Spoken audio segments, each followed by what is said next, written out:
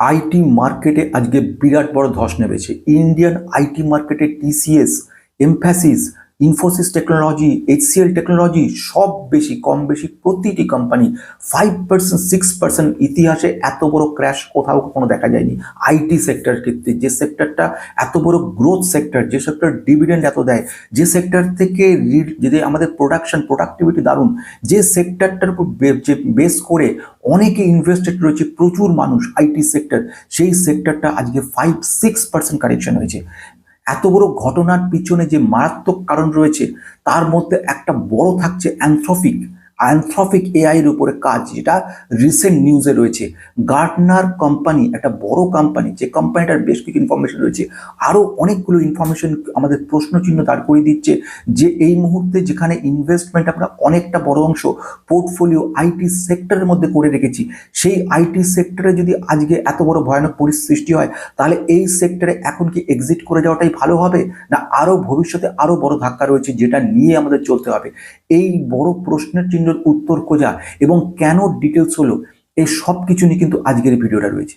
সব থেকে বড় ঘটনা আজকে আইটি মার্কেট ক্র্যাশ হয়ে গেছে এবং এই আইটি মার্কেটে আজকে বিপুলভাবে ধাক্কা খেয়েছে HCL technology more than 5%, TCS more than 5%, tech Mahindra around 6%, Mahindra 5.42%। একটা সাংঘাতিক পরিস্থিতির সৃষ্টি হয়েছে আইটি সেক্টর। আজকের ভিডিওর মধ্যে বলবো ইন্ডিয়ান আইটি সেক্টর এত ভয়ঙ্কর অবস্থা কেন, কি কি কারণ রয়েছে এর মধ্যে, সবচেয়ে বড় দুর্দান্ত কিছু ঘটনা রয়েছে, সেই জিনিসগুলো জানাটা ভীষণ জরুরি আপনাদের জন্য। এটা দেখে একটা আইডিয়া করতে পারবেন আইটি সেক্টর ভবিষ্যতে, অ্যাটলিস্ট ইন্ডিয়ান আইটি সেক্টর ভবিষ্যৎ কোথায় রয়েছে। সবকিছু বলার আগে, this video only for education purpose, no পয়সার রেকমেন্ডেশন। খুব গুরুত্বপূর্ণ যে পয়েন্টগুলো নিয়ে বলবো, তিনটে গুরুত্বপূর্ণ পয়েন্ট এখানে দাঁড়িয়ে রয়েছে। যেরকম প্রথম ঘটনার দিকে যদি বলতে পারি, সেটা হচ্ছে রিসেন্ট, মানে গতকালে যে রিসেন্ট খবর এলো সেটা কিন্তু খুব সাংঘাতিক, এবং যার ফলে ইন্ডিয়া বলে না ইউএসএ মার্কেটেও আমরা দেখতে পেয়েছি ন্যাসডাকে পতন ঘটেছে। তার প্রথম প্রধান কারণ যেটা রয়েছে সেটা অ্যান্ট্রপিক লিগ্যাল অটোমেশন টুল। একটা সাংঘাতিক বিষয়, যে বিষয়টা নিয়ে কথা বলবো, যেটা রিসেন্ট রিলিজ করলো গতকাল, এবং তার ফলে গোটা ওয়ার্ল্ডের টোটাল আইটি সেক্টর থমকে গেছে। এই বিষয়টা কি, এর সঙ্গে আরেকটা বিষয় রয়েছে গার্টনার রিপোর্ট। গার্টনার কে, সেটা আমি বক্তব্য রাখবো, তারপরে বাকিগুলো সব বলবো, আর তারপরে কারণটা। প্রথম যে সবচেয়ে বড় গুরুত্বপূর্ণ যে বিষয়টা দিকে নজর রাখার, সেটা হচ্ছে কি অ্যানথ্রপিক ওয়ার্কফ্লো। অ্যানথ্রপিক ওয়ার্কফ্লো ব্যাপারটা কি? অ্যানথ্রপিক ওয়ার্কফ্লো অটোমেশন টুল হচ্ছে একটা আর্টিফিশিয়ালি ইন্টেলিজেন্সের একটা পার্ট। আর্টিফিশিয়াল ইন্টেলিজেন্স কত সাংঘাতিকভাবে যে কাজ করে এবং সাধারণদের মধ্যে কি পরিস্থিতি সৃষ্টি করছে, কিভাবে কমপ্লিকেটেড বিষয়গুলোকে ইজি করে দিচ্ছে সেকেন্ডের মধ্যে, তার একটা উদাহরণ তৈরি করেছে অ্যানথ্রপিক। অ্যানথ্রপিক হচ্ছে একটা এমন কোম্পানি যে কোম্পানি আর্টিফিশিয়াল ইন্টেলিজেন্সের উপরে রিসার্চ লেভেলের কাজ করছে। কালকে যে কাণ্ডটা করেছে ওরা, তারা একটা বড় রিলিজ করেছে একটা সিস্টেমকে, যে আর্টিফিশিয়াল ইন্টেলিজেন্স যে সিস্টেমটা, যে ফেসটা তৈরি করে, এটা হচ্ছে লিগাল পার্ট নিয়ে। লিগাল পার্টের মধ্যে যে তিনটে মেন কাজ, যে তিনটে কাজের উপর বেস করে গোটা লিগ্যাল সিস্টেমে যতগুলো আইটি কোম্পানি সার্ভিসেস হিসেবে কাজ করছে, তাদের রুটি রুজি টোটালি মেরে দিয়েছে। কিভাবে করছে কাজটা? এই আর্টিফিশিয়াল ইন্টেলিজেন্স ফার্মের সবচেয়ে বড় যে ইন্টারেস্টিং কাজটা করছে সেটা কি, সেটা হচ্ছে কন্ট্রাক্ট রিভিউ করছে। ফার্স্ট কাজ, মানে যখনই কোনো লিগ্যাল প্রসিডিউরস আসছে সেখানে টোটালটাকে তারা প্রসেস করা, সেগুলো সারা বিশ্বের কোথায় কোন ক্লজের সঙ্গে মিলছে এবং সেখানে কি অ্যাকশন গ্রহণ করা হয়েছে এবং তার সঙ্গে কতটা পার্সেন্ট মিলছে, একটা কোয়ারি বেস অ্যানালাইসিস সিস্টেম থাকছে। সেই সিস্টেমটা টোটাল জিনিসগুলোকে সিনথেনাইজ করছে। এবার সিনথেনাইজ করার পরে বা সিনক্রোনাইজ করার পরে সেই গোটাটাকে রিকোয়ার করছে বাকি দুনিয়ার সারা বিশ্বে অন্যান্য ডেটাগুলোর সঙ্গে, লিগাল ডেটা, এবং যেখানে যেখানে ম্যাচিং হচ্ছে সেইগুলোকে নিয়ে ওরা একটা টোটাল ফরম্যাট তৈরি করে দিচ্ছে। এই গোটা ফরম্যাটটাকে আমরা বলছি কন্ট্রাক্ট রিভিউ। এই কন্ট্রাক্ট রিভিউ রিলেটেড কাজকর্মগুলো যেগুলো হচ্ছে, যে কন্ট্রাক্ট হচ্ছে আপনার সঙ্গে আমার, সেই রিলেটেড যে ধরনের কমপ্লিকেসি বা কনফ্লিকশন আসছে, সেইগুলো টোটালটা কিন্তু দেখে দিচ্ছে এই আর্টিফিশিয়াল ইন্টেলিজেন্স। যেটা করতে গিয়ে একাধিক বড় বড় সফটওয়্যার দরকার পড়তো, একাধিক স্পেশালাইজড লোকের দরকার পড়তো, লয়ারের দরকার পড়তো, সমস্ত কাজটা করে দিচ্ছে কিন্তু এই কোম্পানিটা। ফলে যে সমস্ত আইটি সার্ভিস রিলেটেড কাজগুলো রয়েছে সেগুলো সব শেষ। নাম্বার 2 যেটা করছে সেটা হচ্ছে কমপ্লায়েন্স ওয়ার্কফ্লোস। কমপ্লায়েন্স ওয়ার্কফ্লো বলতে গেলে মানে ব্যাপারটা এরকম ধরনের, যদি কোনো ধরনের একটা কোয়ারি তৈরি হয়, তার এগেনস্টে যে টোটাল যে কমপ্লায়েন্সগুলো আসছে, যে ধরনের কাজগুলোকে হচ্ছে, এই সমস্ত কাজগুলো যে ডেটা ফ্লো সিস্টেম রয়েছে, ডেটা ফ্লো সিস্টেম আছে, এবং এইগুলোকে সবগুলো কিন্তু এই এ নিজে তৈরি করে দিচ্ছে। এটা খুব কমপ্লিকেটেড কাজ, এবং এই কাজের জন্য কি বলবো, অনেক হিউম্যান রিসোর্সের দরকার পড়ে, শুধু মেশিন নয়, এটা হিউম্যান রিসোর্সকে লাগে। মানে মেশিন কতগুলো ডিডিউস করে দেবে, সিদ্ধান্ত উপনীত হবে, কিন্তু সিদ্ধান্তগুলো সঠিক কিনা জানার জন্য অনেকজনকে দরকার পড়ে, যেরকম আইটি রিলেটেড কাজ, আইটি সার্ভিস রিলেটেড কাজ, এবং সেই রিলেটেড সমস্ত কেস স্টাডি দরকার পড়ে। সেই কেস স্টাডিগুলো নিয়ে এই টোটাল যে কমপ্লায়েন্স, যে রেজিস্টার তৈরি করা, এবং সেখান থেকে সেই টোটাল কাজটা, মানে একটা ওয়ার্ক ফ্লো হচ্ছে ডেটা ওয়ার্ক ফ্লো, এই হচ্ছে স্টার্টিং পয়েন্ট। সেখান থেকে কোথায় যাচ্ছে, নাম্বার 1, সেখান থেকে যাচ্ছে 2, তারপরে সেখান থেকে আরেকটা জায়গায় যাচ্ছে 2A, তারপরে 2 আর 2A থেকে নিয়ে গিয়ে 3B তৈরি করছে। এইবারে 3B থেকে নিয়ে গিয়ে তারপরে গিয়ে 3A তে আসছে। এই গোটা যে ওয়ার্ক ফ্লোটা তৈরি হচ্ছে, লজিকটা তৈরি করছে, এই গোটা কাজটা করতে গেলে বেশ সময় সাপেক্ষ, এবং পুরো কাজটার জন্য অনেক রকম কমপ্লিকেসি যখন সে দাঁড়ায়, যেগুলোর জন্য সময় লেগে যায় প্রচুর, কিন্তু সেগুলো সম্পূর্ণ নির্ভুলভাবে এই কোম্পানিটা করে দিচ্ছে।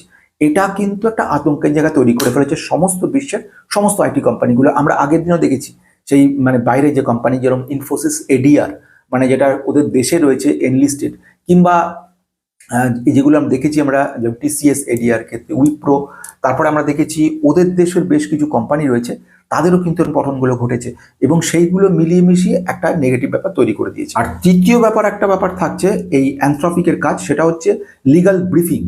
সমস্ত কাজের শেষে একটা রিপোর্ট তৈরি করা হয়, যে আমরা এই সিদ্ধান্ত এলাম, এই পয়েন্টগুলো দেওয়া হলো, একটা 4 পাতা 5 পাতা বা আরও বড় ধরনের একটা রিপোর্ট তৈরি হয়। এই গোটা ব্রিফিংটা কয়েক মিনিটের মধ্যে তৈরি করে দিচ্ছে, যেটা করতে বেশ কয়েকদিন সময় লাগতো। অর্থাৎ লিগাল গোটা ব্যাপারটা একটা বিরাট বড় সমুদ্র, একটা বিরাট বড় টোটাল ওয়ার্ক ফ্লো, সেই টোটালটাকে কিছু সময়ের মধ্যে ওরা কমপ্লিট করে দিচ্ছে সিস্টেম, আর্টিফিশিয়াল ইন্টেলিজেন্স, এবং নিখুঁতভাবে, নির্ভুলভাবে, এফিশিয়েন্টলি, এবং পার্সেন্টেজ 99% এফিশিয়েন্টলি। তো বোঝা যাচ্ছে কেন ইন্ডিয়ান মার্কেট তথা ওয়ার্ল্ড আইটি মার্কেট প্রায় একেবারে ভয়ে সন্ত্রস্ত হয়ে গেছে। ফলে গোটা লিগাল ডেটা যত রয়েছে, বা এই রিলেটেড ব্যাপার কিছু রয়েছে, রিসার্চে যে সমস্ত কাজগুলো হয়, কিংবা আইটি সার্ভিস রিলেটেড সমস্ত কিছু, সবগুলো কিন্তু একসাথে মিলিয়ে একটা জায়গায় আটকে গেছে, যার এফেক্ট আমরা দেখতে পেয়েছি। নাম্বার 2, সেকেন্ডটা আরও ইন্টারেস্টিং ব্যাপার একটা বলবো, সেটা হচ্ছে গার্টনারের একটা রিপোর্ট এসছে, সেখানে একটা উইক রিপোর্ট বা উইক গাইডেন্সের কথা বলছে। তাহলে গার্টনারটা কে, গার্টনার বস্তুটা কি? গার্টনার কিন্তু একটা খুব বড় IT company, broking company, plus IT solution দেওয়া কোম্পানি। অর্থাৎ এই কোম্পানিটার কাজ হচ্ছে সারা বিশ্বে যেখানে যে ধরনের আইটি কোম্পানি রিলেটেড প্রবলেম আসছে, বা ফিউচার কি হতে পারে, কোম্পানির ওয়ার্কফোর্স, সেলস ফোর্স, কি ধরনের প্রসেস চলছে, ট্রানজাকশনগুলো, তারপরে তার রিপোর্ট আসা, তার related source code processing, quality testing করা, একটা সফটওয়্যারের কোয়ালিটি কতটা ভালো রয়েছে, কতটা ফুল প্রুফ রয়েছে, এরর রেকটিফিকেশন কেমন হচ্ছে, এক্সেপশন হ্যান্ডলিং কেমনভাবে করছে, কোনো একটা ভুল ইউজার এন্ট্রি করলো তার এক্সেপশন, এবারে সেই মার্কেটে যাওয়ার পর মার্কেটের কত পার্সেন্টেজ তার ডিমান্ড রয়েছে, এই টোটাল বিশাল ব্যাপারটা কিন্তু গার্টনার কোম্পানি দেখছে। গার্টনার তাহলে একদিকে আইটি সার্ভিসেস কাজ করছে, সেকেন্ড পার্টে ব্রোকিং, যে টোটাল যে অ্যানালিসিস পার্ট করছে বাকি ওয়ার্ল্ডের সমস্ত আইটি কোম্পানিগুলো। তারা বলছে ভবিষ্যৎ কিন্তু খুব উইক আসতে চলেছে নিজেদের কথা নিয়ে। তারা বলছে আমাদের যে এক্সপেকটেশন, আমরা 2026-27 মানে এরপরে, মানে ওদের Q4 এই সিচুয়েশন রেজাল্ট তেমন ভালো আসবে না, এবং আমাদের ইপিএস যেটা আসবে সেটা কিন্তু নেগেটিভ মানে কম আসবে, ডাউন হবে, মানে আলটিমেটলি বিলো এক্সপেকটেশন হবে। এই ধরনের একটা ফোরকাস্টিং ওরা করে দিয়েছে। এই যে বিলো এক্সপেকটেশন, এটা একটা বড় ধাক্কা লেগেছে, যার ফলে আমরা কালকেও দেখেছি যে কোম্পানিগুলো বিদেশেও রয়েছে, যেরকম মাইক্রোসফট কোম্পানি, কিংবা সেলস ফোর্স, কিংবা অ্যাডোব কোম্পানি, এদের সকলের ক্ষেত্রে 3 থেকে 8% পর্যন্ত কারেকশন হয়েছে। আর গার্টনার যে কোম্পানি, তার যে এনলিস্টেড রয়েছে, একটু আগের রিপোর্টও দেখলাম প্রায় 21% নেগেটিভ হয়ে 21% নেগেটিভ হয়েছে। এটা একটা বিরাটভাবে ধাক্কা দিয়েছে, এবং যার ইম্প্যাক্ট কিন্তু আমরা দেখতে পেয়েছি আমাদের মার্কেটে।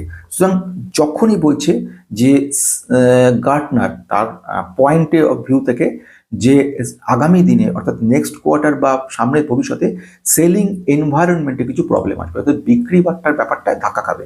এবং তার পিছনে কারণ বলছে ডিসিশন মেকিং প্রবলেমের জন্য। কোনো প্রজেক্টকে নেওয়া হলো সেটাকে স্থায়ী ইমপ্লিমেন্টেশন করা, এই ব্যাপারটায় ডিলে হবে এবং যার ফলে আমাদের প্রফিটেবিলিটি কমে যাবে, সাথে অন্য কোম্পানির ক্ষেত্রে ইম্প্যাক্টটা পড়তে পারে। তো এই ব্যাপারগুলো থাকার জন্য আলটিমেটলি যেটা বক্তব্য রাখা, যেটা ব্যাপার দাঁড়িয়েছে সেটা হচ্ছে সমস্তগুলো ক্ষেত্রে কিন্তু এইভাবে পতন ঘটে গেছে এবং তার রেজাল্ট আমরা দেখতে পেয়েছি আজকে। তার ইন্ডিয়ান আইটি স্টকের ক্ষেত্রে ক্র্যাশ হয়ে যাওয়া। তৃতীয় পয়েন্টটা বলবো সেটা হচ্ছে কি, ইউএস মার্কেটের এত বড় পতন দেখে ইন্ডিয়ান মার্কেটের মধ্যেও কিন্তু একই ইম্প্যাক্ট পড়েছে। আমরা ইনফোসিস এডিআর, উইপ্রো কিংবা টিসিএস এডিআর দেখেছি কালকে 3-4% করে ডাউন হয়েছে। তারই ইম্প্যাক্ট ইন্ডিয়ান ক্ষেত্রে দেখা গেছে এবং ইন্ডিয়াতে তো আরও খারাপ অবস্থা, টোটালি ডিপেন্ড অন আমেরিকা। তো ন্যাচারালি ওখানকার যে পরিস্থিতি তার উপরে ডিপেন্ড করে রয়ে গেছে এটা। বলা বাহুল্য এখন এই পরিস্থিতিতে এখন এটা সময় সাপেক্ষ এবং আইটি একটা সময় যে প্রচুর প্রফিটেবল ছিল ব্যাপারটা ইনভেস্টমেন্ট, সেটা আস্তে আস্তে কমে আসছে এবং তার পিছনে আর্টিফিশিয়াল ইন্টেলিজেন্স একটা বড় মাত্রা ধরে। তাহলে কি প্রশ্ন থাকছে এখন, তাহলে কি আইটি সেক্টর থেকে টোটাল এক্সিট করাটাই ভালো হবে? একেবারে নয়, দেখা যাক ভবিষ্যৎ কি বলে।